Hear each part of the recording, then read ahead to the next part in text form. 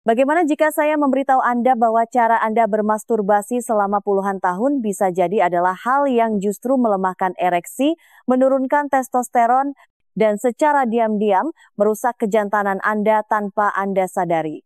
Saya Dr. Siti Nurhayati, seorang spesialis kesehatan pria dengan pengalaman klinis lebih dari 30 tahun. Saya telah bekerja dengan ribuan pria di atas usia 60 tahun. Dan apa yang akan saya bagikan ini dapat mengubah cara Anda berpikir tentang kebiasaan paling pribadi Anda selamanya. Karena kebenarannya adalah, ini bukan tentang apakah Anda melakukan masturbasi, tetapi bagaimana Anda melakukannya. Dan sebagian besar pria belum pernah diberitahu cara yang benar. Faktanya, 91% pria tanpa sadar membuat kesalahan-kesalahan senyap yang memengaruhi energi, keintiman, dan performa mereka di masa depan. Namun dalam video ini saya akan memandu Anda secara persis bagaimana cara memperbaikinya.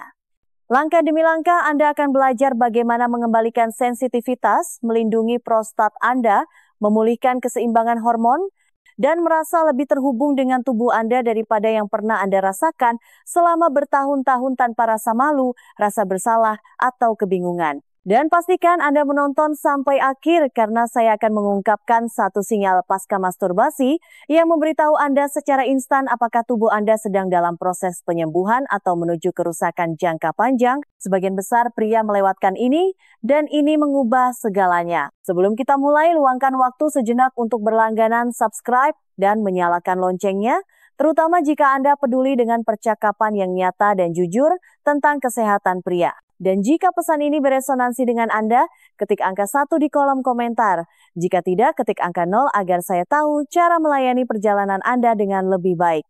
Mari kita mulai dengan kesalahan pertama dan paling umum yang secara diam-diam mengikis tubuh Anda seiring waktu. Ini bukan tentang tindakannya itu sendiri, tetapi frekuensinya, karena ketika masturbasi menjadi berlebihan, apa yang terasa seperti pelepasan yang tidak berbahaya, perlahan-lahan dapat mulai merusak sistem yang seharusnya memberi Anda kenikmatan. 1.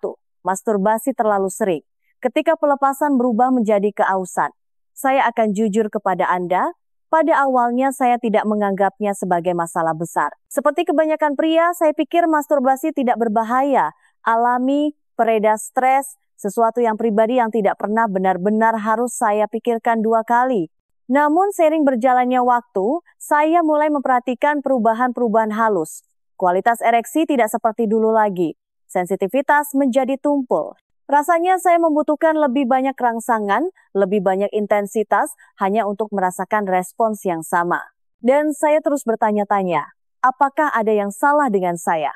Ternyata saya tidak sendirian. Apa yang tidak saya sadari saat itu dan yang masih tidak disadari oleh begitu banyak pria adalah bahwa melakukannya terlalu sering, terlalu agresif, sebenarnya dapat mengikis tubuh Anda dari dalam. Kita berbicara tentang sistem yang dirancang untuk keseimbangan, bukan beban berlebih. Penis Anda terbuat dari jaringan seperti spons yang kaya akan pembuluh darah kecil. Jaringan itu dimaksudkan untuk mengembang dengan lembut untuk diisi dengan darah dan menahannya. Tetapi ketika Anda melakukan masturbasi beberapa kali sehari, 3, 4, bahkan terkadang 5 kali, Anda tidak hanya melepaskan ketegangan, Anda mendorong jaringan itu melampaui batas alaminya. Masalahnya adalah itu tidak terjadi sekaligus. Tidak ada tanda peringatan yang dramatis, tidak ada lampu merah yang berkedip. Yang terjadi lebih halus dan lebih berbahaya. Tekanan ekstra dari masturbasi berlebihan mulai menciptakan robekan-robekan mikro jauh di dalam jaringan lunak. Cedera-cedera kecil yang tidak dapat Anda lihat atau rasakan pada awalnya. Tubuh Anda yang selalu berusaha melindungi dirinya sendiri mulai merespons dengan membentuk jaringan parut. Dan jaringan parut melakukan satu hal dengan sangat baik. Ia membuat kaku, ia mengeraskan, ia menghalangi aliran darah, ia membuat jaringan lunak menjadi kurang fleksibel, kurang responsif. Seiring waktu, kerusakan senyap ini menumpuk. Ereksi menjadi lebih lemah, darah tidak mengalir dengan mudah.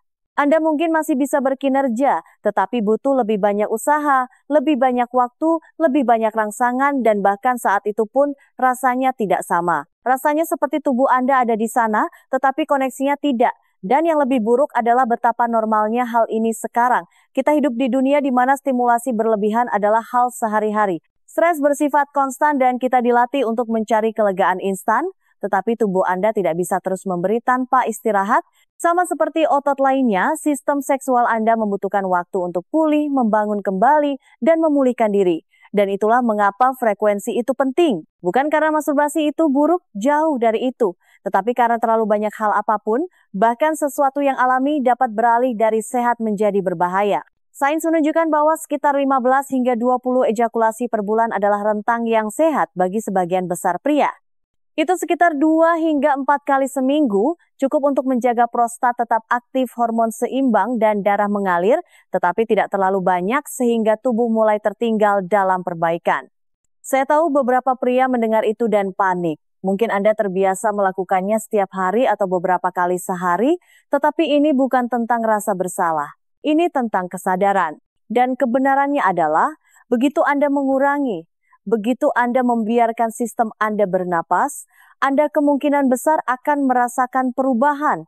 Lebih banyak energi, lebih banyak sensitivitas, semacam pengkabelan ulang ritme alami tubuh Anda. Jika ini terdengar akrab, jika Anda merasa kurang terhubung, kurang bertenaga, bahkan sedikit frustrasi dengan performa Anda sendiri, ini mungkin cara tubuh Anda meminta istirahat. Bukan untuk selamanya, hanya cukup untuk sembuh. Tapi ceritanya tidak berakhir di situ karena bahkan jika Anda mengurangi frekuensinya, ada faktor tersembunyi lain yang secara diam-diam mengatur ulang sistem Anda. Dan itu bukan di tubuh Anda, itu di otak Anda.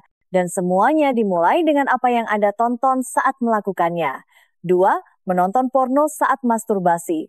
Pengkabelan ulang otak Anda secara diam-diam. Jika saya boleh jujur sepenuhnya kepada Anda, ini adalah bagian yang tidak ingin saya akui, bahkan kepada diri saya sendiri. Selama bertahun-tahun, saya tidak hanya bermasturbasi. Saya menonton porno. Seperti kebanyakan pria, itu dimulai dengan cukup polos, satu video singkat di sini, satu klip di sana. Rasanya mengasyikkan, kuat, seperti cara yang dijamin untuk sampai di sana dengan cepat. Dan itu berhasil untuk sementara waktu, tapi kemudian sesuatu berubah. Awalnya, saya pikir itu hanya stres atau karena bertambahnya usia. Saya mulai membutuhkan lebih banyak waktu, lebih banyak intensitas, lebih banyak hal ekstrem. Apa yang dulu membangkitkan gairah saya tidak lagi berhasil. Saya mendapati diri saya menggulir lebih lama, berpindah-pindah tab, mengejar sensasi kegembiraan berikutnya, yang akhirnya akan membuat saya merasakan sesuatu. Dan ketika saya benar-benar bersama pasangan, ada sesuatu yang salah. Saya hadir secara fisik, tetapi pikiran saya terasa terganggu, seolah-olah saya tidak bisa sepenuhnya fokus. Itu membuat frustrasi, membingungkan, dan secara diam-diam menghancurkan. Kenyataannya, porno telah mengubah saya, bukan hanya apa yang saya suka, tetapi bagaimana saya merespons. Karena ketika Anda menonton porno saat Anda bermasturbasi, otak Anda dihantam oleh banjir dopamin. Itulah bahan kimia yang memberitahu otak Anda, ya ini terasa enak, lakukan lagi. Itu alami, itu adalah bagian dari cara kerja sistem kesenangan kita. Tetapi ketika Anda membanjiri sistem itu hari demi hari dengan konten yang dilebih-lebihkan, sangat terstimulasi dan tidak realistis, otak mulai membangun pola baru, harapan baru. Ia berhenti merespons kehalusan, kelambatan kehidupan nyata. Koneksi nyata mulai terasa membosankan, datar, tidak cukup. Dan bukan karena pasangan Anda kurang, bukan karena Anda rusak, tetapi karena otak Anda telah dilatih untuk hanya menyala di bawah kondisi ekstrem dan buatan. Porno itu seperti makanan cepat saji untuk pikiran Anda. Cepat, intens, adiktif, dan pada akhirnya kosong. Saya mengatakan ini bukan untuk mempermalukan siapapun. Saya pernah mengalaminya. Saya tahu siklusnya, sensasi tinggi, pelepasan, dan kemudian perasaan hampa yang aneh setelahnya. Terkadang Anda bahkan tidak menyadari itu memengaruhi Anda sampai itu sudah tertanam jauh dalam sistem Anda. Tapi sains sekarang sudah jelas tentang ini. Penggunaan porno jangka panjang, terutama bila dikombinasikan dengan masturbasi yang sering, secara harfiah dapat membentuk kembali sistem penghargaan otak. Itu membuatnya lebih sulit untuk menemukan kepuasan dalam pengalaman seksual yang normal dan sehat. Dan pada banyak pria, itu menyebabkan gairah yang tertunda, ereksi yang lebih lemah, dan bahkan keterlepasan emosional. Tapi inilah bagian yang memberi saya harapan dan semoga juga untuk Anda. Sama seperti otak bisa dilatih untuk masuk ke dalam ini, ia juga bisa dilatih untuk keluar darinya. Ketika Anda menjauh dari porno, bahkan untuk sementara waktu, Anda memberi otak Anda kesempatan untuk terhubung kembali dengan isyarat alami, dengan fantasi, dengan imajinasi. dengan perasaan tubuh Anda sendiri lagi tanpa memerlukan layar untuk merangsang hasrat. Itu tidak selalu mudah. Awalnya mungkin terasa membosankan, tetapi perlahan-lahan sesuatu yang indah mulai kembali, sensitivitas kehadiran, bahkan kedalaman emosional. Dan itulah yang tidak ada yang memberitahu Anda, bahwa ini bukan tentang berhenti total atau hidup seperti seorang biksu. Ini tentang mengambil kembali kendali, merebut kembali ruang mental dan emosional Anda, memberi tubuh dan otak Anda kesempatan untuk terhubung kembali pada tingkat yang lebih dalam dari dopamin. Dan perbedaannya itu seperti siang dan malam. Sekarang, sementara otak Anda ditarik ke satu arah oleh porno, tubuh Anda di sisi lain bekerja lembur dengan cara lain. Karena setiap kali Anda mencapai klimaks, bukan hanya kenikmatan yang dilepaskan, sesuatu yang jauh lebih penting juga terkuras. Dan jika Anda tidak hati-hati, hormon dan kesuburan Anda bisa mulai merasakan akibatnya. Mari kita bicarakan itu selanjutnya. 3. Tidak memberi tubuh Anda waktu untuk pulih ketika kenikmatan menguras sistem Anda. Ada masanya saya tidak pernah memikirkannya. Pelepasannya terasa enak, kebiasaannya terasa bisa diatur. Dan karena tidak ada rasa sakit yang jelas, tidak ada tanda bahaya, saya hanya berasumsi semuanya baik-baik saja. Saya tidak pernah berhenti sejenak untuk mempertimbangkan apa yang terjadi di bawah permukaan. Apa yang dilakukan oleh stimulasi konstan itu terhadap tubuh saya, hormon saya, atau kesehatan jangka panjang saya. Namun seiring waktu, hal-hal kecil mulai berubah. Saya tidak sering bangun dengan ereksi pagi. Energi saya tidak seperti dulu lagi, dan seks mulai terasa lebih seperti tugas daripada pengalaman. Saya lelah bahkan setelah beristirahat. Saya merasa berkabut, tidak termotivasi, dan saya mulai bertanya-tanya, mungkinkah semua kenikmatan ini sebenarnya menguras tenaga saya? Jawabannya yang saya pelajari adalah ya. Setiap kali Anda berejakulasi, tubuh Anda tidak hanya melepaskan air mani. Ia menggunakan sumber daya, bahan biologis nyata yang membutuhkan waktu dan energi untuk diganti. Anda melepaskan sperma, ya, tetapi juga nutrisi penting, hormon, dan neurotransmitter. Setelah itu, sistem Anda perlu waktu untuk menyeimbangkan kembali. Testosteron Anda menurun, dopamin Anda turun. Sistem saraf Anda yang baru saja mengalami lonjakan simpatik, sekarang harus pulih dan menemukan ritmenya lagi. Tetapi ketika Anda tidak memberi tubuh Anda waktu untuk mengejar ketinggalan, ketika Anda terus-menerus aktif tanpa membiarkan sistem Anda bernapas, apa yang sebenarnya Anda lakukan adalah menarik kekuatan hari esok untuk memberi makan keinginan hari ini dan utangnya menumpuk. Stimulasi berlebihan tanpa pemulihan menyebabkan ketidakseimbangan hormon.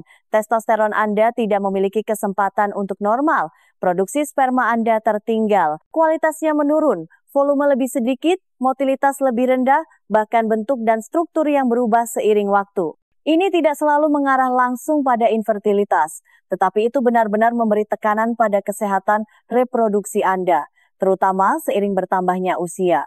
Dan inilah bagian yang benar-benar membuka mata saya. Tubuh Anda dibangun di atas ritme.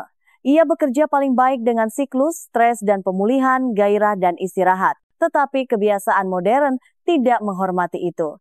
Kita sering terjebak dalam mode aktif, terganggu, stres, terlalu terstimulasi, dan menggunakan pelepasan cepat sebagai mekanisme coping. Itu berarti kita jarang berhenti cukup lama agar sistem dapat diatur ulang, agar kadar hormon stabil, atau agar vitalitas yang lebih dalam kembali. Saya tidak menghubungkan titik-titik itu pada awalnya, saya terus saja memaksakan diri. Tetapi akhirnya, tanda-tandanya menjadi tidak mungkin diabaikan. Energi rendah, perubahan suasana hati, perasaan umum bahwa ada sesuatu yang tidak beres. Dan baru setelah saya melambat memberi diri saya ruang, hal-hal mulai bergeser. Energi saya kembali, ereksi menjadi lebih spontan, kepala saya terasa lebih jernih. Saya merasa seperti diri saya lagi, itulah mengapa menemukan ritme yang berkelanjutan sangat penting. Bukan karena seks atau masturbasi itu salah, tetapi karena tubuh Anda bijaksana. Ia tahu apa yang dibutuhkannya. Dan ketika Anda mau mendengarkan, ketika Anda mulai menghormati ritme itu, semuanya bekerja lebih baik mulai dari hormon Anda, hingga fokus Anda, hingga rasa dorongan dan maskulinitas Anda. Jadi, tidak. Anda tidak perlu berhenti sepenuhnya. Anda hanya perlu selaras. Beri waktu pada tubuh Anda. Hormati siklusnya. Ketika Anda melakukannya, tubuh Anda memberi penghargaan kepada Anda. Dan tepat ketika saya pikir saya telah memahami semuanya, ketika saya percaya masalahnya murni fisik, saya berhadapan dengan sesuatu yang lebih dalam, sesuatu yang lebih tersembunyi. Bagian dari ini yang lebih sulit dilihat, tetapi sama merusaknya. Bukan hanya tubuh saya yang tidak berirama. Itu adalah sistem penghargaan otak saya. Dan penemuan berikutnya mengubah semua yang saya pikir saya ketahui tentang seperti apa rasanya normal itu. Biarkan saya tunjukkan apa yang saya maksud. 4. Mengabaikan ritme alami tubuh. Mengapa konsistensi mengalahkan stimulasi konstan? Ada sesuatu yang sebagian besar dari kita tidak pernah pelajari saat tumbuh dewasa. Tidak ada yang pernah mendudukan kita dan menjelaskan bahwa tubuh kita tidak hanya menginginkan kesenangan. Mereka menginginkan ritme, keseimbangan, siklus aktivitas, dan pemulihan yang sehat. Saya tidak mengerti itu untuk waktu yang lama. Seperti banyak pria, saya pikir lebih banyak lebih baik. Jika rasanya enak, mengapa tidak kembali lagi dan lagi?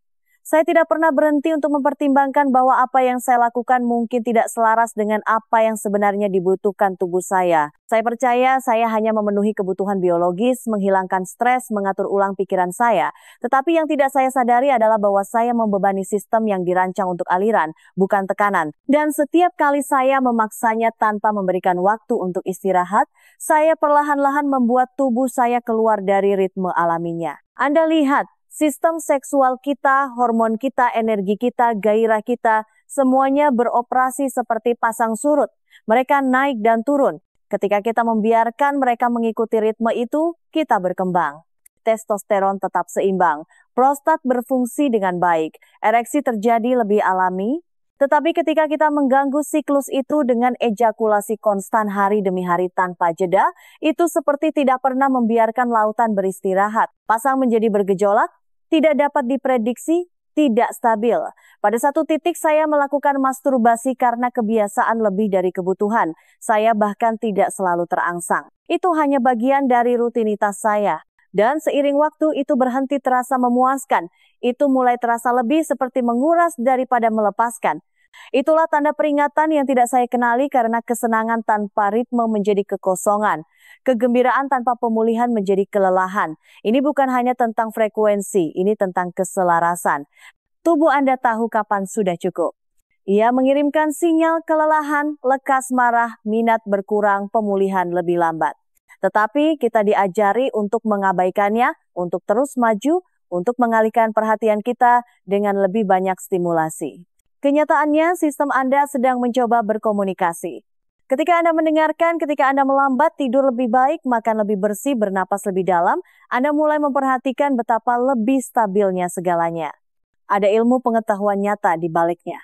Studi menunjukkan bahwa ejakulasi sedang sekitar 15 hingga 20 kali per bulan, dikaitkan dengan kesehatan prostat yang lebih baik, regulasi hormon yang lebih baik, dan bahkan risiko kanker tertentu yang lebih rendah. Ini bukan tentang penolakan, ini tentang keseimbangan. Angka itu bukan aturan, itu adalah ritme. Itu adalah cara menghormati bagaimana tubuh Anda dibangun untuk berfungsi. Ketika saya mulai beralih dari kebiasaan kompulsif menuju ritme yang sadar, segalanya terasa berbeda. Tingkat energi saya naik, pikiran saya terasa lebih tajam. Rasa kontrol dan kesadaran seksual saya kembali. Rasanya seperti sistem saya akhirnya memiliki ruang bernapas yang telah dimintanya selama ini.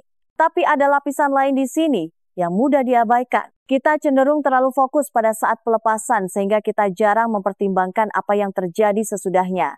Waktu tepat setelah ejakulasi membawa beberapa sinyal paling penting yang diberikan tubuh Anda. Dan selama bertahun-tahun saya mengabaikannya. Bagaimana jika cara Anda merasa setelah masturbasi sebenarnya adalah kunci untuk memahami apakah kebiasaan Anda sehat atau berbahaya? Bagaimana jika saat itu ketika semuanya sunyi dan hanya ada Anda dan tubuh Anda adalah jawaban jujur tubuh Anda? Mari kita bicarakan itu selanjutnya karena bagaimana perasaan Anda sesudahnya mungkin adalah petunjuk terbesar yang telah diberikan tubuh Anda selama ini dan sudah waktunya kita mulai mendengarkan. 5.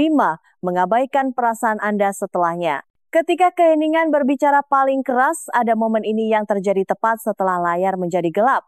Napas Anda melambat. Anda duduk dalam keheningan, mungkin hanya untuk beberapa detik, mungkin lebih lama. Dan di ruang itu, tepat setelah Anda selesai, disitulah kebenaran berada. Selama bertahun-tahun saya tidak memperhatikan momen itu. Saya melewatinya begitu saja, berpakaian, mengambil ponsel saya, melanjutkan hari saya. Saya pikir itu tidak penting, tapi melihat ke belakang sekarang, saya menyadari itu mencoba memberitahu saya sesuatu selama ini. Terkadang saya merasa rileks, terpusat, hampir seperti beban telah terangkat. Tapi di lain waktu, saya merasa hampa, berkabut, bahkan mungkin sedikit malu. Meskipun saya tidak bisa menjelaskan mengapa. Tindakan yang sama persis tetapi dua hasil emosional yang sangat berbeda. Dan perbedaan itu saya telah belajar mengatakan segalanya.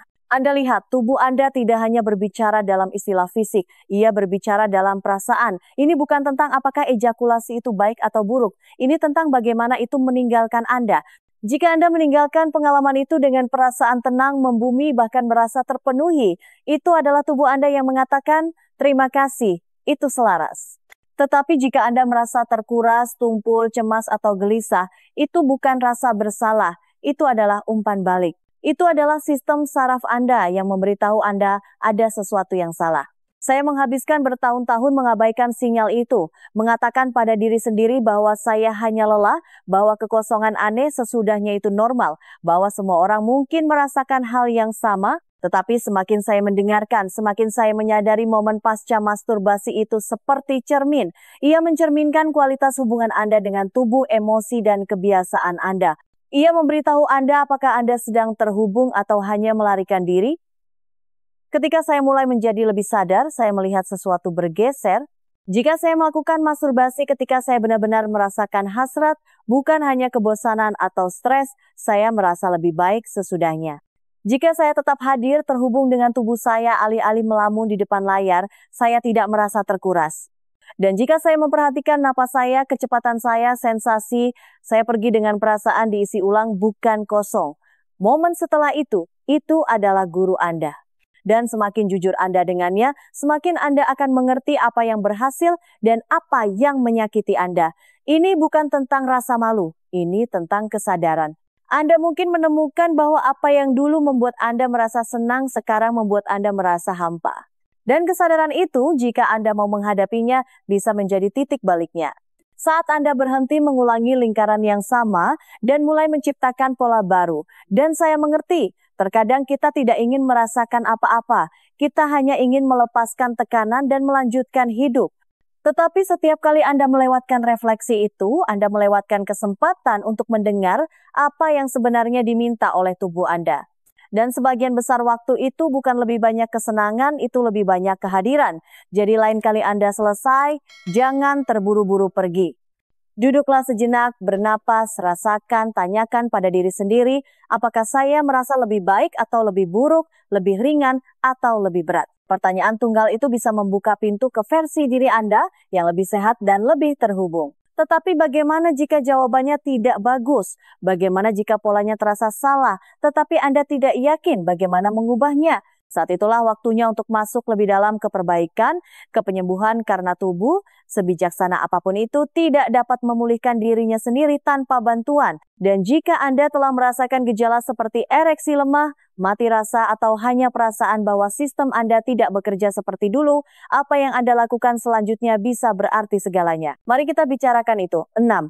Sudah mengalami gejala. Mengapa belum terlambat untuk sembuh? Ada satu titik ketika saya pikir ada sesuatu dalam diri saya yang rusak. Saya berharap saya bisa mengatakan bahwa kesadaran itu datang sekaligus, tetapi sebenarnya itu merayap perlahan. Saya mulai memperhatikan bahwa ereksi saya tidak sekuat atau tidak bertahan lama. Sensitivitas yang dulu saya anggap biasa terasa tumpul. Saya mencoba lebih keras, mendorong lebih banyak, berpikir mungkin saya hanya perlu membangunkannya kembali, tetapi tidak ada yang berhasil. Dan bagian terburuknya, saya tidak membicarakannya dengan siapapun. Saya bahkan tidak bertanya. Saya hanya membawa ketakutan diam itu berkeliling sambil berpura-pura semuanya baik-baik saja. Jika Anda mengalami hal seperti itu, jika rasanya tubuh Anda tidak merespons seperti dulu, saya ingin mengatakan ini dengan jelas. Anda tidak sendirian. Dan yang lebih penting, Anda tidak melampaui perbaikan. Begitu banyak pria diam-diam berjuang dengan gejala seperti ereksi yang lebih lemah, sensasi yang berkurang, gairah yang tertunda, atau bahkan keterputusan total dari kesenangan. Dan keyakinan yang paling merusak adalah bahwa perubahan ini permanen. Tetapi kenyataannya dalam kebanyakan kasus tubuh Anda masih mampu. Ia hanya meminta, terkadang memohon untuk jenis perawatan yang berbeda. Ketika saya akhirnya memutuskan untuk menangani ini dengan serius, saya tidak memulai dengan obat-obatan atau terapi mahal. Saya memulai dengan hal-hal dasar. Tidur. Saya menjadikannya prioritas alih-alih renungan. Saya memberi tubuh saya waktu untuk pulih, istirahat yang dalam dan tidak terganggu. Saya mulai makan makanan yang mendukung produksi testosteron dan kesehatan saraf, lemak sehat, seng, omega 3, nutrisi nyata yang mendorong kinerja dari dalam keluar. Dan mungkin sama pentingnya saya mulai mengurangi stres saya. Saya tidak menyadari betapa banyak ketegangan yang saya bawa. Kecemasan tingkat rendah yang konstan itu menyabotase sistem saraf dan sirkulasi saya. Saya tidak hanya lelah, saya kelebihan beban. Dan gejala seksual adalah sinyal, bukan kutukan.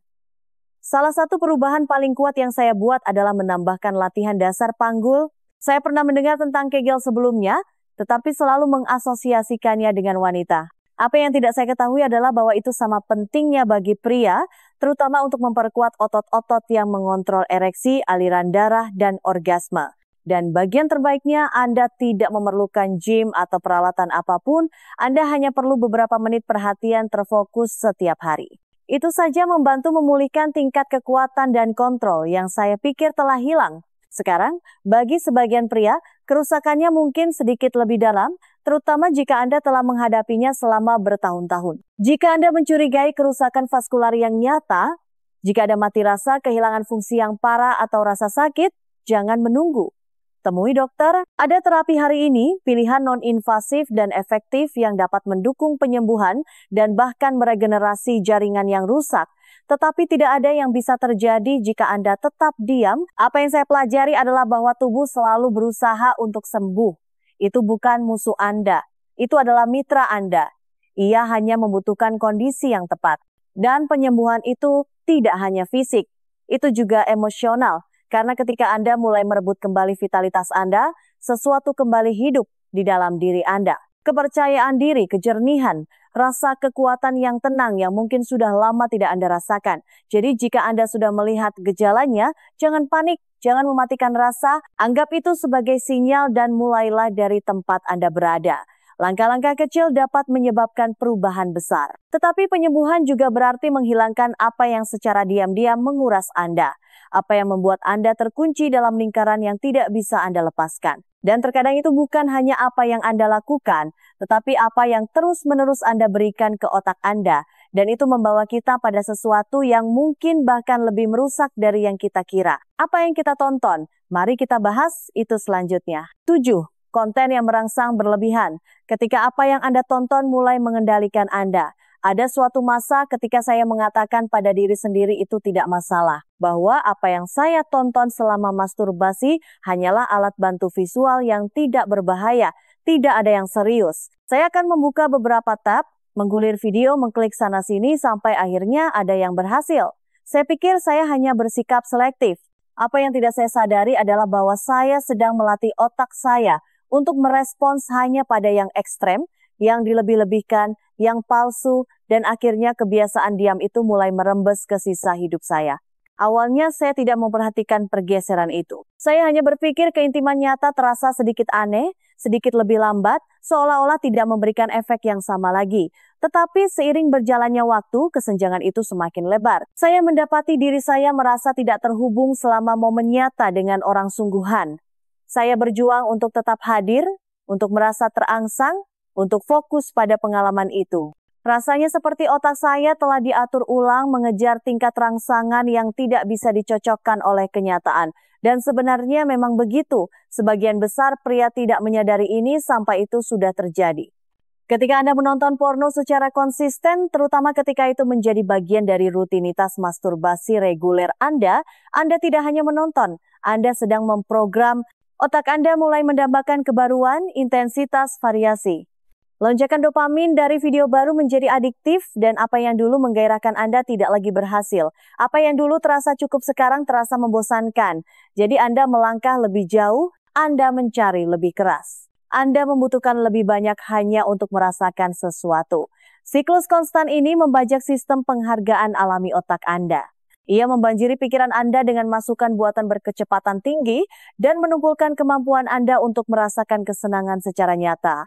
Anda tidak rusak, Anda terlalu terstimulasi, dan itu adalah kebenaran yang sulit untuk dihadapi, terutama ketika porno terasa seperti pelampiasan pribadi tanpa korban. Tetapi apa yang dilakukannya secara diam-diam adalah membentuk kembali bagaimana pikiran Anda terhubung dengan gairah, keintiman, dan bahkan keamanan emosional. Baru setelah saya mulai mengurangi, saya menyadari betapa banyak dari diri saya yang telah saya serahkan. Awalnya semuanya terasa datar. Saya tidak terbiasa merasa bosan, saya merindukan sensasi cepat itu getarannya. Tetapi perlahan otak saya mulai pulih, tubuh saya mulai merespons imajinasi nyata lagi. Saya benar-benar bisa merasakan sentuhan saya sendiri lagi tanpa memerlukan 5 tab terbuka dan 30 menit stimulasi berlebihan. Fantasi kembali. Begitu juga kemampuan untuk terangsang oleh kenangan momen seseorang. Dan dengan itu datang rasa kepuasan yang lebih dalam, tidak hanya secara fisik tetapi juga emosional. Karena porno tidak hanya mematikan kepekaan Anda, ia mempersempit kapasitas Anda untuk koneksi. Seks nyata menjadi pertunjukan, orang sungguhan menjadi kurang menarik daripada piksel. Dan akhirnya, keterputusan itu mulai membebani Anda, baik Anda menyadarinya atau tidak. Anda mulai bertanya pada diri sendiri, mengapa saya tidak bisa merasakan apa yang dulu saya rasakan? Mengapa saya merasa jauh bahkan ketika saya dekat dengan seseorang? Dan itulah panggilan untuk bangun, bukan untuk menghakimi diri sendiri, bukan untuk merasa bersalah, tetapi untuk menyadari bahwa apa yang Anda berikan ke otak Anda sama pentingnya dengan apa yang Anda berikan ke tubuh Anda. Itu membentuk naluri Anda, pola Anda, keintiman Anda. Jadi jika Anda siap untuk merebut kembali kendali, mulailah dengan jujur pada diri sendiri tentang konten yang Anda konsumsi. Tanyakan apakah itu membantu atau merugikan. Tanyakan apakah itu membawa Anda lebih dekat pada diri sendiri atau membawa Anda lebih jauh. Karena kebenarannya adalah tubuh Anda ingin merasakan, pikiran Anda ingin terhubung, dan Anda tidak memerlukan layar untuk sampai di sana. Tetapi bahkan dengan semua kesadaran ini, bahkan jika Anda berhenti menonton dan melambat, masih ada satu hal yang banyak pria lupa lakukan, sesuatu yang sangat diandalkan oleh tubuh Anda. Dan jika Anda melewatkannya, tidak ada penyembuhan ini yang benar-benar bisa bertahan.